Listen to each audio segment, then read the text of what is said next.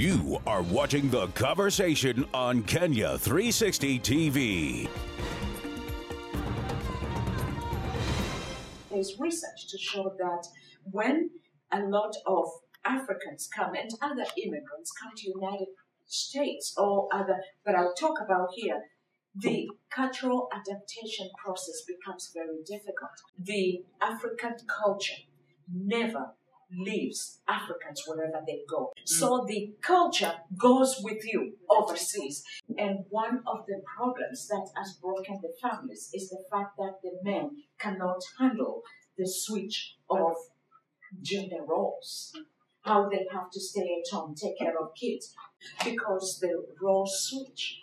The gender roles switch, and that is very problematic for men. I know as African people, and as women, we are not supposed to wash our dirty linen in public, but we can wash it in public of our friends. When we have created this community of practice, I can go to Eunice and say what is happening. And really, perhaps just find a way to address that big elephant in our families. We understood it when we moved, for the people who have moved from Kenya. We always talked about, there was issues about marital conflicts. There were conflicts among generations. So these are not new things.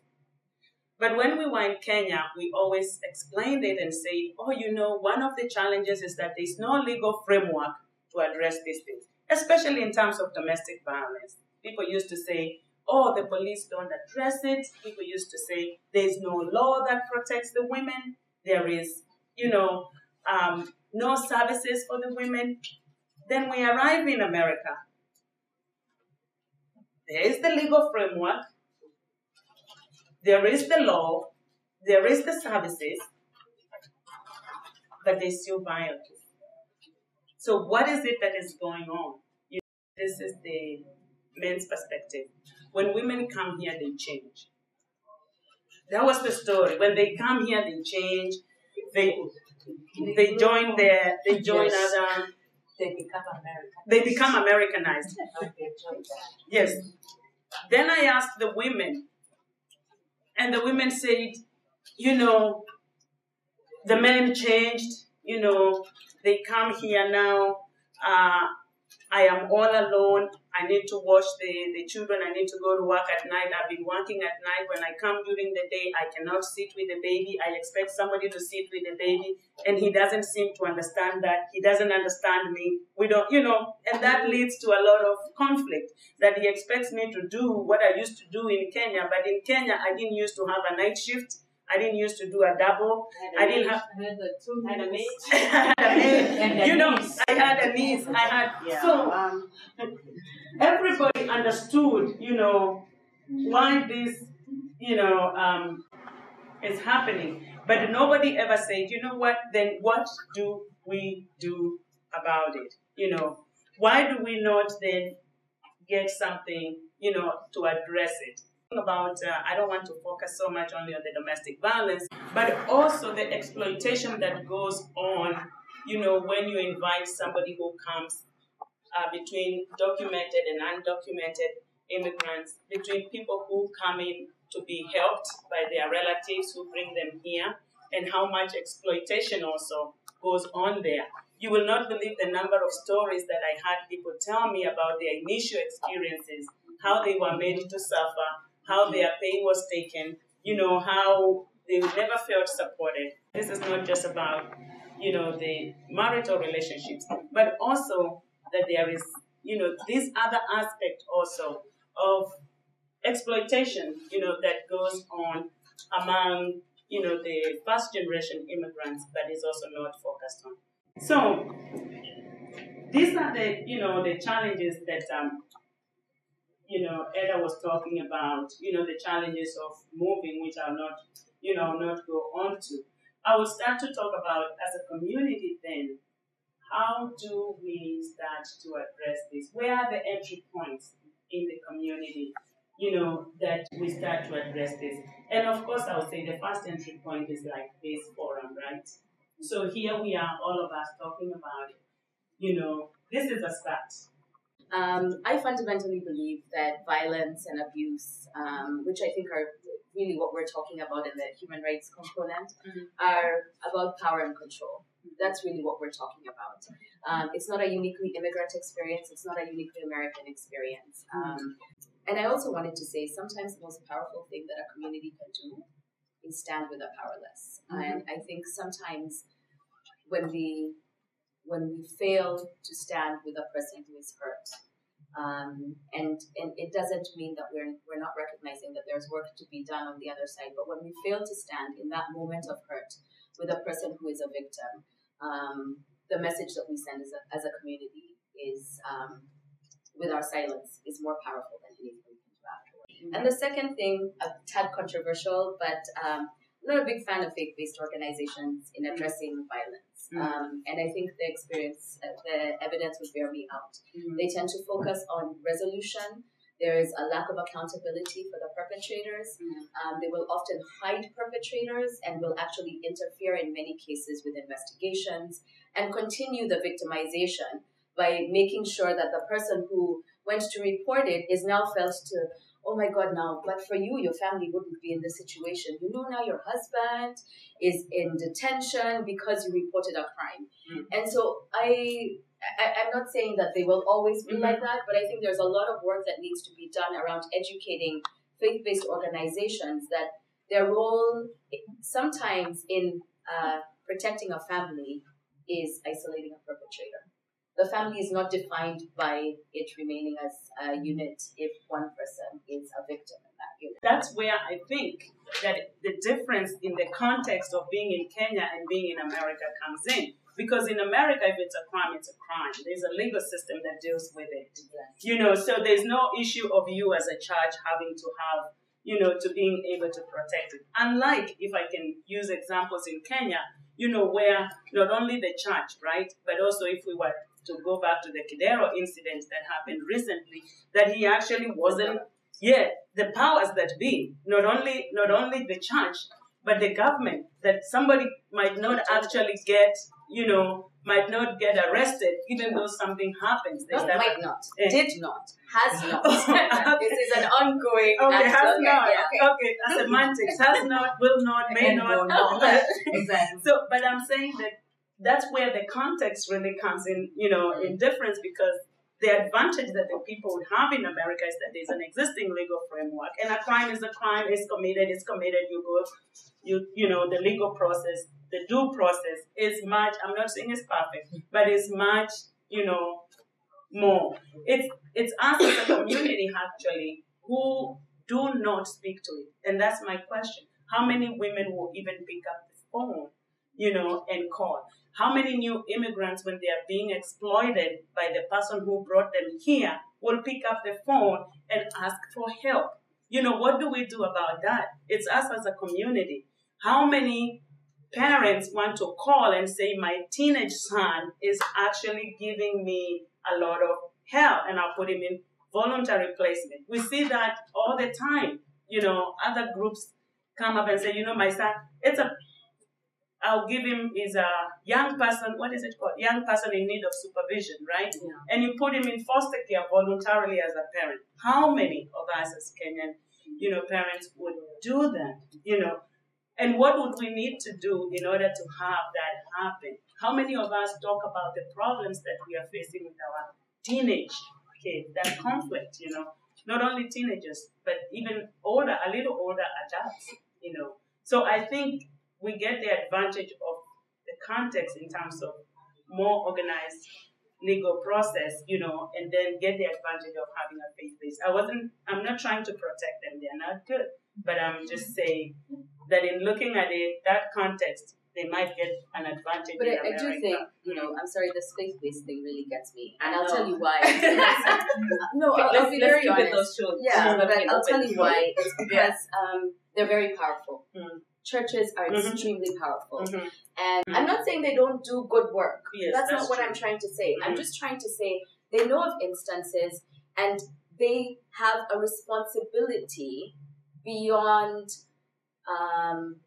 focusing on the sort of restorative focus. And I have yet to see, and I hope to see, and I actually think we will see churches and mosques where we will start seeing leadership that says, you know what, this is just not okay for us. Culture continuation is a big thing, and it's very important for us to continue our culture.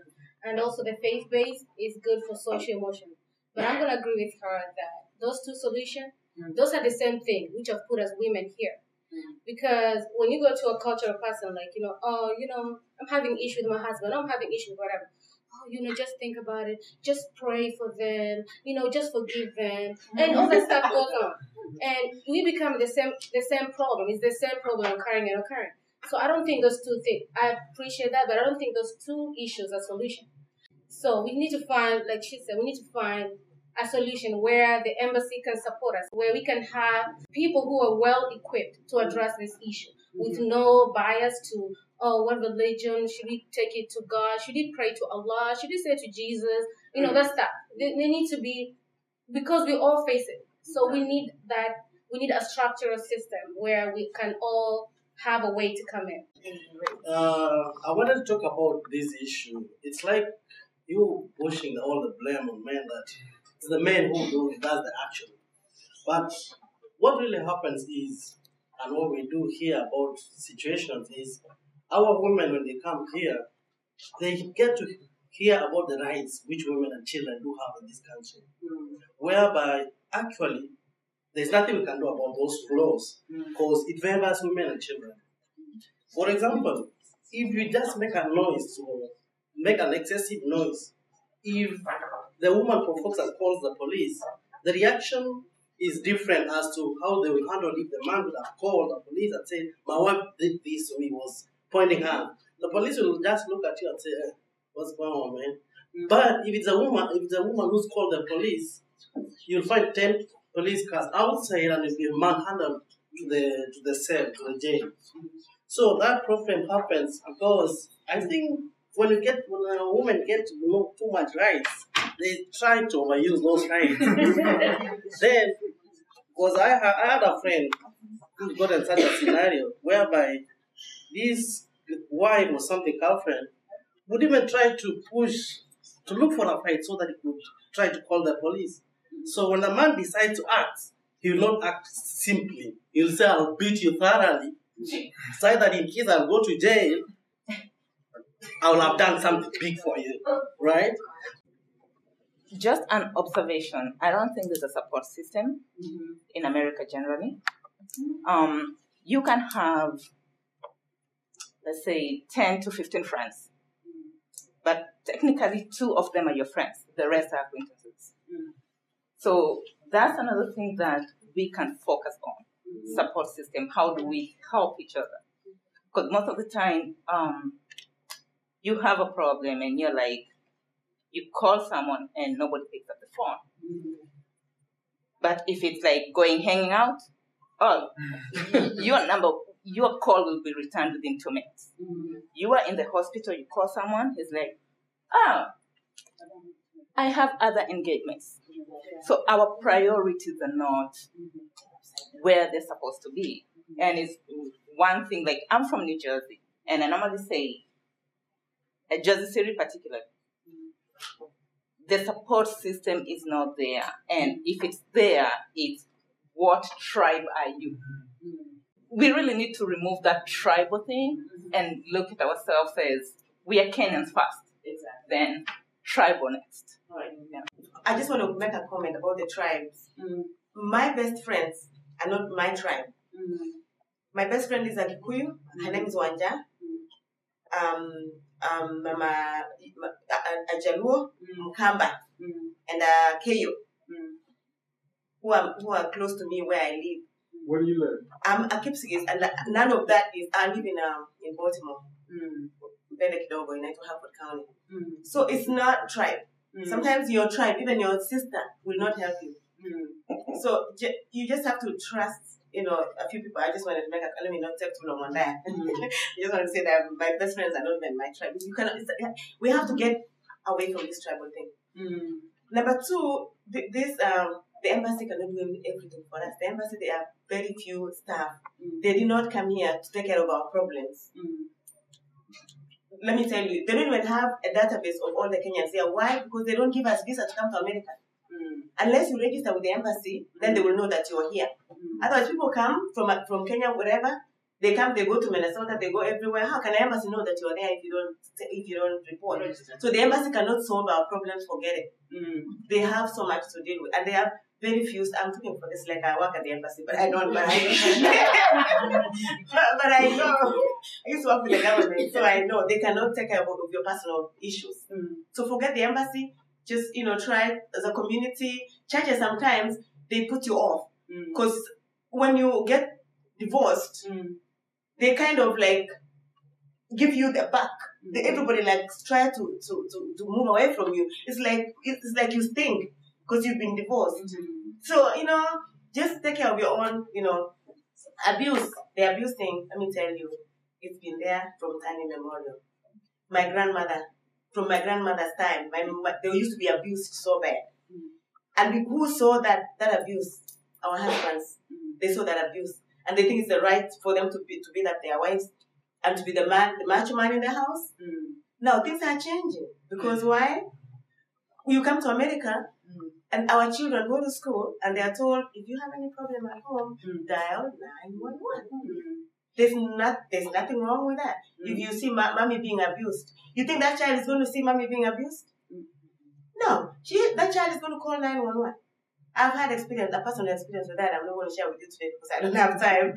But the children will call, and when they call, 2 minutes, the police are there. What's going on here? They want to keep peace. The law here is the law. It's respected. In Kenya, call 999. Is it 999 or what? Yeah. And you say your husband is beating you, or they say, you're in domestic stuff. That was there. That's domestic. Exactly. Look for one says.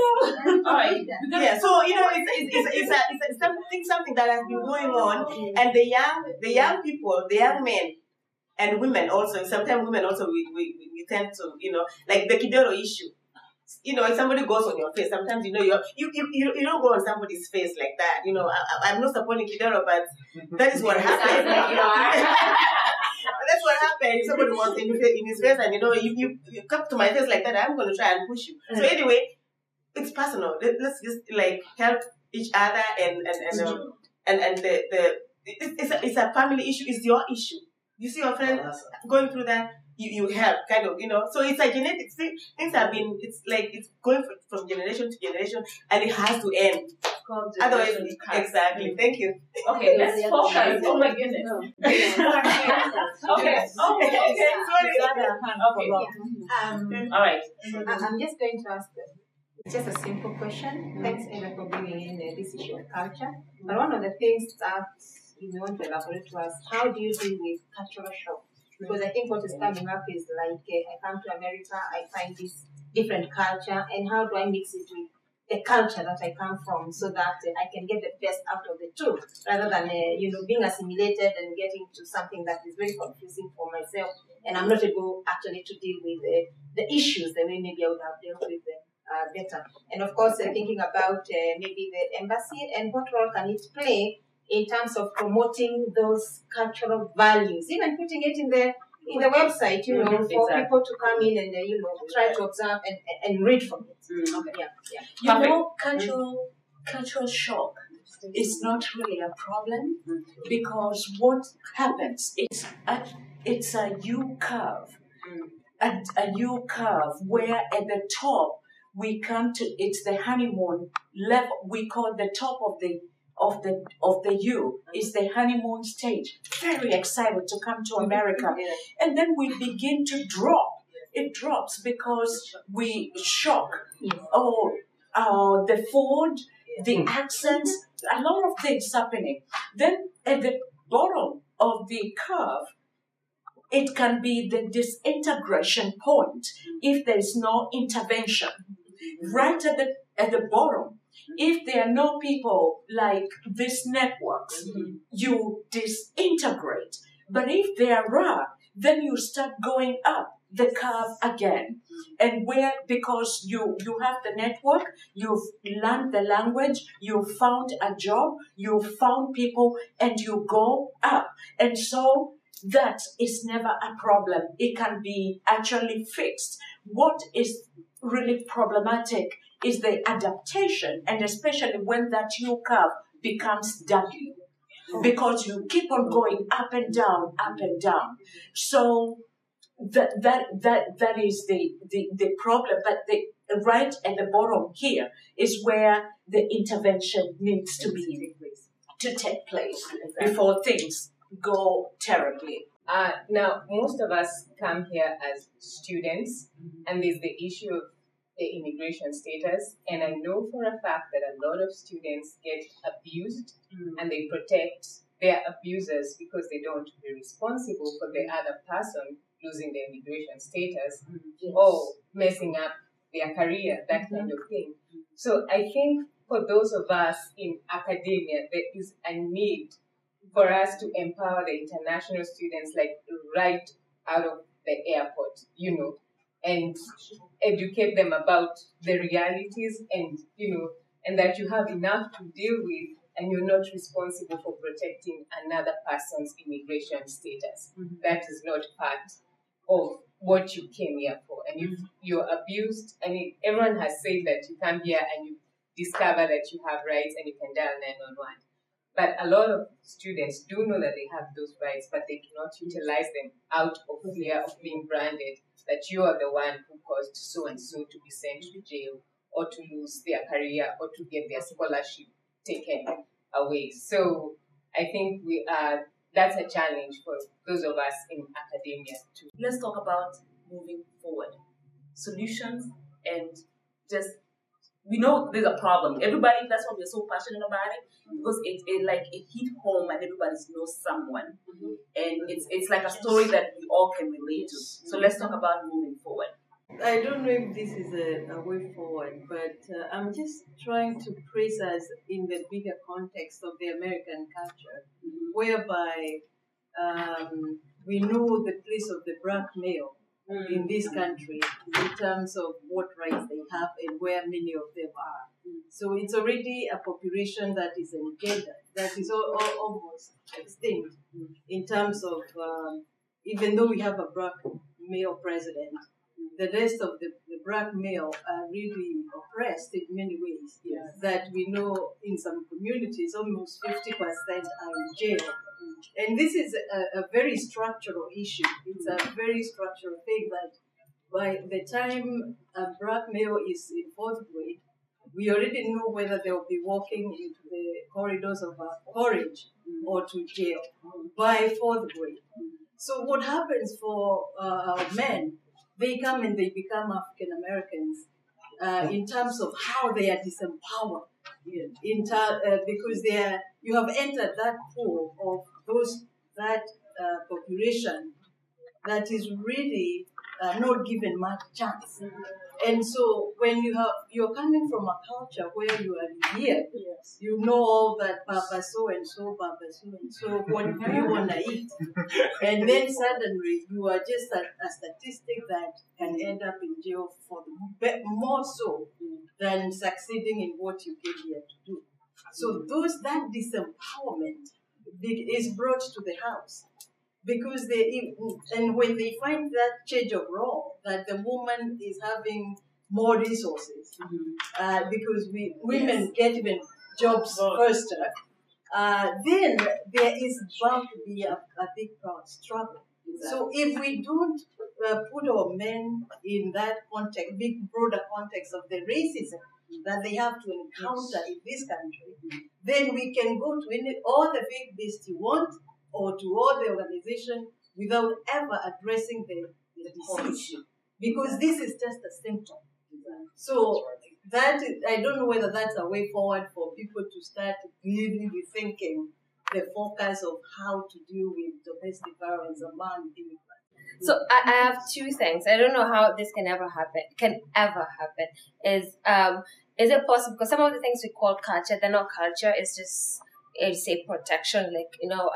culturally we don't do that, but it's not culture. How can we disengage those two? The other thing I wanted to touch on is what she talked about is as much as we have networks for women, networks for children, and I feel strongly that for men, we need to. There are men who are revolutionary who want to get in and do something. Can we begin this empowerment? Is it a church? Is it the local bar where they go to drink? It's just groups that brotherhood. And have people talking to them about empowering them. And that you don't have to lash out at your wife or your children. There are other means that you can solve this problems you have. And I think more so in the immigrant community, because I think, as you say, men come here and they realize, the ball game is different. It's not the way you used to play it. We've talked about how women suffer domestic abuse, but no one has mentioned how men also suffer domestic abuse. Mm-hmm. Like the high-profile cases of Kenya where men have actually been beaten by their wives. Yes. And as much as we've talked about how society is against women doing certain things, that also applies to a man, because if you're beaten by your wife, where do you go? Like as a man, how do you go tell people that I just got beaten by my wife? People will be like, so we need ways to empower men to also deal with abuse, because abuse is not just one way. It can also just be mental. Maybe women might not do it physically, but they might be mental. They might get into your head and just emotional. And so, but basically empower men too, not just women, not just children. And let me say something, that we've heard about the support networks. When I talked about groups, I mentioned actually 3 types of groups, but we zeroed in on the faith-based groups. We talked about the own men and women groups, and I talked about men groups that have started, they get together as men and go for golfing and go for men-selected activities. In that process, there were many things that they talked about. They talked about, when I interviewed them, they say, they talk about the challenges that they are facing. They talk about jobs, they talk about business, and they drink, So they are those groups, drink and eat, and if they choose to. Then there are also the welfare organization groups, and we have really not talked about them. And all those tie up to talk about, support systems, what are the support systems in place? We picked on the faith-based because the faith-based is probably, more structurally organized, but there are other groups that are already in existence. There are men, forming their own groups. There are women forming their own groups. There are welfare organizations that I hear about being talked about. The last thing that I want to say about the embassy is I think the embassy does have a role. One of the things I believe is that unless we do have like a dedicated space, whether it's on a website or it's a physical space, unless you have that dedicated office that will actually provide, it doesn't have to provide only this kind of resources. It can be also the place for orientation, for the voting issues that we have, for all the things that have been talked about in these, agencies, that this should be one of them that is also put, in that group. And I think we will need either a dedicated person, call it a desk, call it a space, call it a web link, but I think we'll need a dedicated. Thank you guys so much.